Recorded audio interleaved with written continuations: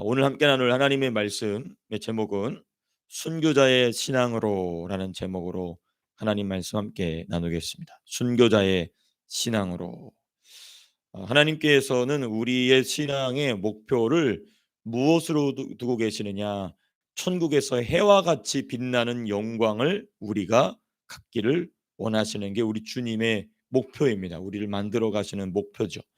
이 바울이 말한 대로 해의 영광이 있고 달의 영광이 있고 별과 별의 영광이 있다 그랬는데, 이 해의 영광은 가장 예수님 다음으로 천국에서 빛나는 자들입니다. 근데 이 사람들은 누구냐? 계시록을 보니까 주를 위해서 자기의 생명을 아까워하지 않은 순교자들이다라고 되어 있어요. 그래서 저와 여러분들의 신앙이 우리 주님이 기대하시는 순교자의 신앙으로까지 빚어질 수 있기를 주님의 이름으로 축복합니다. 목사인 저부터 우리 사랑하는 어린 심령에 이르기까지 이 호주 땅 가운데서는 누가 예수 믿는다고 잡아 죽이지 않습니다. 그럼에도 불구하고 우리의 신앙이 순교자의 신앙까지 자라나실 수 있게 되기를 주님의 이름으로 축복합니다. 주님이 저와 여러분들을 순교자의 신앙으로 길러내시기 위해서 사용하시는 정말 중요한 도구 중에 하나가 무엇인가? 바로 고난입니다. 욥이 지금 만나고 있는 이 고난, 본문 속에서 우리가 살펴볼 수 있게 되는 이 고난 속에서 욥의 신앙이 어떻게 하면 그렇게 영광스러운 모습으로 성장해 가는가, 변화해 가는가, 오늘 또 이렇게 중요한 말씀이 기록되어 있습니다. 그래서 우리가 본문을 좀 두 부분으로 나눠서 좀 살펴보고자 합니다. 먼저는 16절에서부터 23절까지가 첫 번째 부분이고, 그리고 24절에서부터 31절까지가 오늘 본문 함께 나누고자 하는 두 번째 부분입니다. 먼저 우리가 이 16절에서부터 23절 첫 번째 부분을 좀 살펴보시면요, 고난을 허용하신 하나님께 대한 욥의 호소가 기록이 되어 있습니다. 이제 하나님께서 나를 18절 보시면 나의 옷을 떨쳐버리시며 나의 옷깃처럼 나를 휘어잡으시고 하나님이 나를 진흙 가운데 던지셨고 또 내가 부르짖으나 대답하지 않으셨고 이렇게 잔혹하게 하시고 힘있는 손으로 나를 대적하시나이다 등 자기가 만나고 있는 고난에 대하여 하나님께 호소하고 있습니다. 근데 이제 우리가 이 호소하는 이 욥의 말투를 보게 되면 이 욥기 전반부에 기록되어 있던 태도와는 사뭇 달라져 있는 그 말의 내용이라든지 단어의 사용이라든지 하나님을 향한 그 태도라는 것이 상당히 누그러져 있음을 우리는 이 욥기 후반부로 갈수록 우리가 발견하게 되는 중요한 부분입니다. 자, 근데 우리가 좀 포인트 아웃을 해서 딱 집어서 우리는 16절 말씀을 우리가 먼저 좀 살펴보고자 합니다. 16절이 어떻게 시작이 되냐면 이제는이라는 표현으로 시작이 됩니다. 영어로 and now, 지금은 이라는 뜻인데요. 요번 이 표현을 30장에서 3번에 걸쳐서 사용합니다. 먼저 1절에 한번 나와 있습니다. 그러나 이제는이라고 한번 나와 있고, 또 9절에 보시면 이제는이라는 표현이 두 번째로 나와 있고, 또 16절에 보시면 이제는이라는 표현이 지금 세 번째로 나옵니다. 이 욥이 이제는이라는 표현을 3번 사용한 것은 이 문자적으로는 문학적 기법입니다. 자신이 하나님 앞에 말씀드리고 싶은 내용이 3가지가 있는데 그것을 이제는이라는 and now라는 이 표현을 문학적 기법을 사용하여서 3가지 중요한 주제를 하나님께 말씀드리고 있죠. 첫 번째, 두 번째 주제는 우리가 다 어제 살펴봤습니다. 욥에게 고난을 가져다주는 이 젊은 자들, 욥을 비웃는 젊은 자들에 대한 묘사가 첫 번째 이제는에 있고, 두 번째 이제는에는 그 욥을 비웃는 젊은이들의 구체적 행위에 대한 얘기가 두 번째 이제는에 있었습니다. 그리고 이제 세 번째 이제는에는 뭐가 있냐면 여호와 하나님께 대한 호소가 담겨져 있죠. 그러니까 욥이 이제 탁월하게 문학적 기법을 통하여서 본인이 하고자 하는 말, 하나님 앞에 쏟아놓고자 하고자 하는 말을 잘 담고 있다. 우리가 이제 이거는 표면적으로 우리가 문자적으로 이렇게 볼 수 있는 내용입니다. 근데 이 이면에 이 이제는이라는 단어가 3번 사용되면서 우리는 뭘 발견하게 되고 있냐면 현재 욥이 고난을 대하는 태도가 어떠한가를 반영하고 있습니다. 이제는이 3번 나오면서 욥이 지금 고난을 어떤 태도로 대하고 있는가가 나타납니다. 특별히 우리 1절을 보시게 되면 그러나를 사용합니다. 그러나 이제는, 그러니까 3번 다 그러나 이렇게 다 사용되는 것인데 1절에만 대표적으로 사용된 것입니다. 그러나 이제는이라고 사용되고 있는데 왜 그러나가 사용되었느냐? 이 그러나라는 표현을 사용함으로써 현재 본인이 당하고 있는 고난을 더욱 두드러지게 표현하고 있는 것입니다. 우리가 29장에서는 욥이 과거에 얼마나 영광스러운 삶을 살았는지, 얼마나 의로운 삶을 살았는지가 쭉 나열돼 있었죠. 그 우리가 지난주 금요일, 토요일 함께 나눴던 말씀이죠. 그리고 나서 그러나 이제는 그렇지 않다. 그러니까 29장은 사실 30장을 이야기하기 위해서 나온 말인 겁니다. 그죠? 이제 그러면 이제 그 극적으로 자기의 현재 상황에 대해서 강조하면서 아주 중요한 두 가지 고난에 대한 욥의 태도를 보게 됩니다. 첫 번째, 욥이 본인의 고난을 극적으로 표현하면서 드러난 첫 번째 욥의 태도는 무엇인가? 그의 시선이 과거에서부터 현재로 머물러 있다는 것입니다. 과거에서부터 현재에 머물러 있다는 것입니다. 그러니까 내가 과거에 이랬는데 현재는 지금 이렇습니다. 그러니까 지금 이 모든 욥의 시제가 과거형과 현재형입니다. 우리는요 육신의 눈과 이성의 판단을 의지하다 보면은 지나온 과거와 그리고 내가 마주하고 있는 현재로서 미래를 예측하려고 합니다. 그건 뭐 이게 우리 인간이 할 수 있는 최대한의 지식의 방식이죠. 지혜의 방식이죠. 욥도 지금 그런 태도를 가지고 있는 것입니다. 나는 과거에 이랬는데 지금 현재는 이러므로 내 미래는 어둡다, 불투명하다. 이 얘기를 지금 욥이 하고 있는 것입니다. 이게 지금 현재 욥이 고난을 대하고 있는 첫 번째 태도입니다. 자, 근데 우리는 중요한 게 뭐냐면요. 우리가 과거의 경험, 현재의 상황을 무시하자는 것이 절대 아닙니다. 과거의 경험도 중요한 재료가 됩니다. 현재에 마주하고 있는 상황은 우리가 직접 풀어내야 될 상황인 것이죠. 근데 성령께서는 우리로 하여금 과거를 극복하게 하고 현재를 극복하게 하실 때 항상 무슨 일을 하시느냐? 미래를 현재로 끌어다가 앞에 놓으신다는 겁니다. 성도 앞에다가 미래를 끌어다가 놓으신다는 것이죠. 지금 주님은 이 고난을 통하여서 욥에게 이 고난 뒤에 있을 미래를 끌어다 놓고 계심을 욥의 눈을 띄워서 보게 하시기 위하여 지금 이 고난을 통하여 욥의 눈을 가리고 있는 그 가시들을, 들보들을, 그 자아를, 본인의 모든 경험을, 본인의 그 혹시 하는 그 태도를 깨트리고 계신 것이죠. 그래서 과거와 현재를 해석하게 하시는 분, 무엇을 통하여? 미래를 통하여. 미래로 말미암아 내 현재와 과거를 해석하게 하시는 성령이 주시는 관점, 이것이 과거를 무시하지도 현재를 무시하지도 않게 하며 오히려 과거와 현재를 완성하는 미래로 나아가게 한다는 것입니다. 그 일을 성령이 하시는데 그것을 깨닫게 하기 위해서 지금 주님이 욥에게 고난을 주셨다는 것입니다. 두 번째 태도입니다. 이 이제는이라는 단어가 세 번 사용되면서 우리가 발견하게 되는 욥의 세 번째 태도는 무엇인가? 하나님께 호소하기 위해서 그렇습니다. 하나님께 호소하기 위해서. 참 이게 중요한 부분이에요. 전에는 하나님에 대한 일종의 원망이, 하나님 이 모든 책임은 하나님께 있습니다라고 모든 책임을 하나님께 전가하던 태도에서 이제 욥은 무엇을 보이고 있느냐? 하나님을 향한 호소를 드리기 위해서 이제는이라는 표현을 사용하는 것입니다. 하나님, 내가 과거에는 이런 영광 하나님 주셨는데 왜 이제는 하나님 이런 영광이 없습니까? 주께서 내가 당하는 이 고난을 감찰하여 주십시오라는 하나님을 향한 호소가 담겨 있습니다. 그게 이제 오늘 우리가 본문 두 번째 부분에서 살펴볼 내용인데요. 이 하나님을 향한 호소에 대해서는 우리가 조금 더 뒤에 더 자세하게 살펴보도록 하겠습니다. 우리가 이제 본문 첫 번째 부분에서 두 번째로 우리가 생각해 볼 부분은 20절입니다. 20절 말씀 보시게 되면 내가 주께 부르짖으나 주께서 대답하지 아니하시오며 내가 섰사오나 주께서 나를 돌아보지 아시나이다. 아니하시나이다. 이렇게 대답하고 있습니다.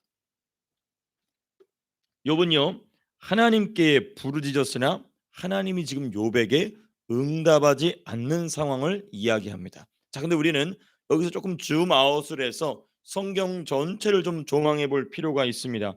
보통 성경의 주요 인물들에 대해서는 하나님이 주요 인물들이 하나님 앞에 막 부르짖으면 하나님을 찾으면 보통 대부분은 하나님이 응답하시는 내용, 곧 이 성경에 나온 이 인물들과 하나님이 인격적으로 대화하는 내용이 항상 등장합니다. 그렇죠? 항상 등장해요. 근데 놀랍게도 이 욥에게는 하나님이 응답을 지금 전혀 안 하고 계신 것입니다. 그럼 우리는 왜 하나님이 욥에게 응답을 안 하시고 계실까? 욥이 바라는 응답을 하나님께서 왜 주고 계시지 않을까 생각해 봐야 됩니다. 왜냐하면 아니라 이 부분을 생각하기 위해서는 우리는 아브라함에게 침묵하셨던 하나님을 기억해야 됩니다. 하나님이 아브라함에게 13년 동안 침묵하신 때가 있어요. 창세기 16장 마지막 절과 창세기 17장 첫 번째 절을 꼭 한번 나중에 읽어보십시오. 이 16장은 아브라함이 인생 중에 가장 큰 사고를 친 사건이 기록되어 있습니다. 이 누구와 동침하냐 하냐면 하갈과 동침함으로 이스마엘을 낳게 되죠. 이것은 아브라함의 인생 중에서 가장 큰 실수 중에 하나입니다. 절대로 해서는 안 되는 실수였어요. 하나님이 주시는 씨를 통하여서 내 후손을 낳으리라 했는데 그것을 무시하고 하나님이 정하지 않은 통로로 자기의 씨를 만들어냈죠. 하나님께서 그 이스마엘을 낳은 것을 굉장히 실망해하시고 하나님이 책망하시면서 13년 동안 아브라함과 아무런 대화를 하지 않으셨음이 창세기 16장 17장 사이에 우리가 이 공백에서 우리가 발견하게 되는 것입니다. 그러니까 하나님께서는 아브라함에 대한 아브라함이 한 실수에 대해 하나님께서 말씀하신 것에 대해서 아브라함이 어긴 것에 대해서 14년 동안 응답도 안 하시고 만나 주시지도 않으셨죠. 여기서 우리는 중요한 포인트를 발견하게 됩니다. 성도가 하나님의 응답을 받지 못할 때에는 전부 이유가 있습니다. 기도가 부족하든지 간절한 사모함이 부족하든지 아니면 하나님 앞에 무엇인가 해결하지 못한 문제가 있다는 거예요. 그게 죄가 될 수도 있고 죄는 아니더라도 성령이 근심하시는 무엇인가의 주제가 있다는 것입니다. 그리고 그 이유 원인은 누구에게 있느냐? 절대적으로 사람에게 있습니다. 하나님에게는 우리가 책임을 전가할 수가 없어요. 그럴 수도 없거니와 모든 문제를 들춰내고 보면은 다 우리 개개인의 원인이 있던 것이죠. 이유가 있던 것이죠. 마찬가지입니다. 욥도 지금 하나님을 향하여 열심히 간절한 마음으로 부르짖으나 하나님이 응답하시지 않으시죠. 무엇인가 욥이 하나님 앞에서 해결해야 될 문제가 있었던 것입니다. 그 문제에 대해서는 이제 우리가 나중에 엘리후가 자세하게 지적합니다. 그리고 엘리후가 지적한 후에 하나님께서 나타나신 뒤에 욥을 책망하시면서 욥을 길러내시는 극적인 장면이 후반부에 나오게 되죠. 그래서 우리는 이 말씀을 통해서 무엇을 돌아봐야 되느냐? 내가 하나님께 간절한 마음으로 기도하고 있는 제목 중에 하나님이 응답하시지 않을 때는 다 이유가 있다는 것입니다. 우리의 기도가 부족하든지 아니면 무엇인가 이 응답을 가로막고 있는 무언가가 존재한다는 것입니다. 그것이 뚫어질 때까지, 그것이 무너질 때까지 하나님은 기다리셨다가 하나님의 때에 우리 안에서 무너져야 될 것이 무너진 그때에 하나님께서 그 일을 이루신다는 것이죠.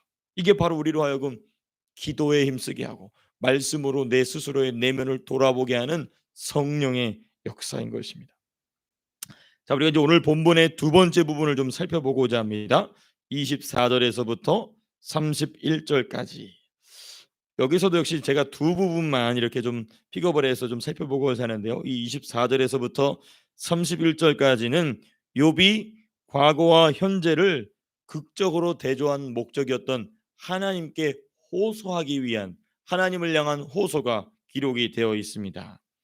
24절 보시게 되면 그러나라고 또 다른 그러나가 등장합니다. 참 이 부분이 중요해요. 우리가 첫 번째 그러나는 과거와 현재를 대조시키기 위해서 사용한 그러나였다라면 여기서 나온 그러나는 무엇인가? 하나님께 호소하기 위한 그러나인 것입니다. 이 중요한 변화입니다. 그 욥이 진정으로 하나님 앞에 자기의 고난을 토로하고 하나님 앞에 내가 너무나 힘듭니다라고 이야기한 중요한 목적은 무엇인가? 하나님을 향하여 원망하기 위함이 아니라 하나님을 향하여 호소하기 위함입니다. 새로운 반전인 것이죠. 하나님을 향한 욥의 고백 속에 새로운 또 다른 두 번째 반전이 있게 되는 것입니다. 특별히 이 20절의 고백처럼 하나님이 아무런 응답이 없으심에도 불구하고 나는 하나님을 향한 간구를 멈추지 않겠다는 것입니다. 이거 보십시오. 그러나 사람이 넘어질 때에 이미 넘어지고 있습니다. 이미 넘어지고 있음에도 불구하고 어찌 손을 펴서 도움을 구하지 않겠느냐, 지금 그 얘기하는 것입니다. 내가 이미 재앙을 당했으나 어찌 도움을 부르짖지 아니하겠습니까? 그러므로 나는 그러한 심정으로 주님께 내 손을 펴서 올려드립니다. 주님의 도움의 손길을 구합니다라고 지금 하나님 앞에서 욥이 하나님을 향하여 호소하고 있는 그 간절함을 보이고 있는 것입니다. 이 태도가 욥으로 하여금 그 극심한 고난과 환난을 극복하게 한 힘이었습니다. 여러분, 이게 참 중요해요. 이게 참 중요합니다. 하나님이 욥을 아끼신 이유였습니다. 하나님이 욥을 사탄에게 내주실 정도로 욥을 믿고 신뢰하셨던 아주 중요한 이유가 있던 것이죠. 제가 어제 잠깐 어떤 우리 스승님 말씀을 잠깐 좀 듣다가 이런 말씀을 하시더라고요. 하나님 어떤 사람을 쓰시냐? 독한 사람 쓰거나 깡다구가 있는 사람을 쓰거나. 그 말이 그 말인 것 같은데, 독한 사람은 깡은 없지만 버티는 거예요. 하나님 앞에서 기도로 버티는 겁니다. 말씀으로 버티는 겁니다. 말씀 다 하나님 다 그런 사람을 사용하세요. 깡다구가 있는 사람. 네. 내 육신이나 내 재정이나 내 건강의 문제 상관없이 하나님 앞에 자기의 인생의 모든 것을 거는 사람 사용하신다. 욥이 지금 그런 것입니다. 자기의 몸이 다 썩어 문드러지고 있는데도 불구하고 하나님을 향하여 끝까지 독하게 부르짖고 하나님을 부여잡는, 그게 바로 욥으로 하여금 고난을 극복하게 한 아주 귀한 신앙의 태도였다는 것입니다. 자, 이제 두 번째 부분입니다. 24절에서부터 31절까지 우리가 좀 두 번째로 나누고자 하는 부분은 무엇인가? 25절에서부터 28절입니다. 25, 26, 27, 28 이렇게 나오는데요. 세 부분으로 좀 나눠서 봐야 됩니다. 먼저 25절이 첫 번째 부분인데요. 고생의 날을 보내는 자를 위하여 본인이 울었고 빈궁한 자를 위해 근심하는 삶을 살았다. 자기가 이만큼 하나님 앞에서 온전한 삶을 살았습니다 라는 얘기를 지금 25절에 사는 겁니다. 의로운 자의 삶이죠. 근데 26절 27절 두 번째 부분인데, 그러나 오히려 화와 흑암이 찾아왔고 마음은 몹시 괴롭게 되었다. 그러니까 이제 26절과 27절에 나와 있죠. 그리고 세 번째가 참 중요합니다. 28절 제가 읽어보겠습니다. 나는 햇볕에 쬐지 않고도 검어진 피부를 가지고 걸으며 회중 가운데 서서 도움을 부르짖고 있느니라. 그러나 나는 하나님 부르짖어 기도하겠다는 것입니다. 그러니까 25절 같은 경우는 내가 그만큼 의롭게 살았으나 26, 27절에서는 오히려 나에게는 화가 찾아왔다. 고난이 찾아왔다. 그럼에도 불구하고 나는 하나님을 향하여 이 도움의 손, 도움의 간청, 도움의 간구를 멈추지 않겠다는 것입니다. 참 우리가 이 부분에서 이 결론적인 부분, 결론을 내리면서 우리가 무엇을 묵상하게 되느냐? 악인은요 죄값으로 환난을 당하지만 성도는요, 의인은요 성장을 위하여 환난을 당하는 것임을 깨닫게 하시기 위해서 욥에게 지금 이 환난을 주고 계십니다. 그러므로 말미암아 본인이 예수 그리스도의 고난과 죽음에 연합하여 그 사람으로, 그 성도로 하여금 예수 그리스도의 부활의 권능과 축복을 누리게 하시고자 하신다는 것입니다. 여기 보시게 되면 우리가 이 지난번 어제 본문을 보시게 되면 9절과 10절에 이런 표현이 납니다. 그들이 나를 노래로 조롱하며 그들의 놀림거리가 되었으며 그들이 나를 미워하여 멀리하고 서슴지 않고 내 얼굴에 침을 뱉는도다. 누가 이런 고난을 당하셨죠? 예수님입니다. 그러니까 주님은 지금 욥에게 누구의 고난과 연합을 시키고 계신 거냐면 예수님이 당하신 고난, 예수님이 당한 조롱, 예수님이 당한 침뱉음을 욥에게 지금 경험시키고 있는 것입니다. 그러니까 이것은 징계에 의한 고난이 아니고 그 사람으로 하여금 욥으로 하여금 성장하게 하시기 위해서 그 욥을 누구의 고난과 연합시키고 있냐면 예수님의 고난과 연합시키고 있습니다. 이거는 욥에게만 일어난 일이 아니에요. 성경에 나온 위대한 영웅들은 전부 예수님이 당한 고난과 똑같은 고난을 당합니다. 그죠? 요셉 보십시오. 은 20개였나요? 30개에 팔려가죠. 누가 그렇게 팔립니까? 예수님도 그렇게 팔립니다. 그러니까 신앙의 영웅들의 일면을 다 보게 되면 그 영광스러운 모습을 만들기 위해서는 언제나 고난이 베풀어지는데, 그 고난은 누가 당한 고난이었다? 예수 우리 주님이 당한 고난과 똑같은 고난을 받게 하심으로 그 사람을 예수의 그 부활의 능력 안으로 초청하시고 초대하신다는 것입니다. 다만 여기서 우리가 짚고 넘어가야 될 부분은 무엇이냐면요, 욥 본인의 의로운 행실에 의하면 고난은 옳지 않다는 생각을 여전히 가지고 있어요. 그게 이제 우리가 다음 31장에 나오게 되는데, 이 기꺼이 고난을 받아들이는 신앙으로서의 필요성에 대해서 이제 우리가 그 다음 내일 본문에 우리가 함께 나누고자 합니다. 고난에 대한 욥의 태도에서 여전히 우리가 아쉬운 부분이 뭐냐면, 난 이런 고난을 당할 사람이 아닙니다라는 뉘앙스를 계속해서 하나님께 언급하고 있다는 점이 나옵니다. 근데 이 부분은 우리가 내일 본문에 보게 되면 이것이 분명하게 대조가 됩니다. 이 말씀을 맺고자 합니다. 그럼 그 부활의 신앙이 무엇인가? 부활, 예수 그리스도의 부활의 축복을 누린다는 것에 가장 두드러지는 특징이 무엇인가? 그게 바로 순교자의 신앙입니다. 그리스도의 고난과 그리스도의 죽음에 연합한 자의 두드러지는 특징이 뭐냐? 부활에 대한 확신뿐만 아니라 부활을 누림으로써 순교자의 신앙으로 살아가게 된다는 것입니다. 이것이 바로 고난을 통하여 우리 주님이 주시고자 하는 순교자의 신앙인 것입니다. 이 말씀을 통하여서 오늘 한 날 또한도 저 여러분들의 신앙이 순교자의 신앙으로 한 걸음 더 다가서게 되시기를 주님의 이름으로 축복합니다. 자, 기도하고 마치겠습니다.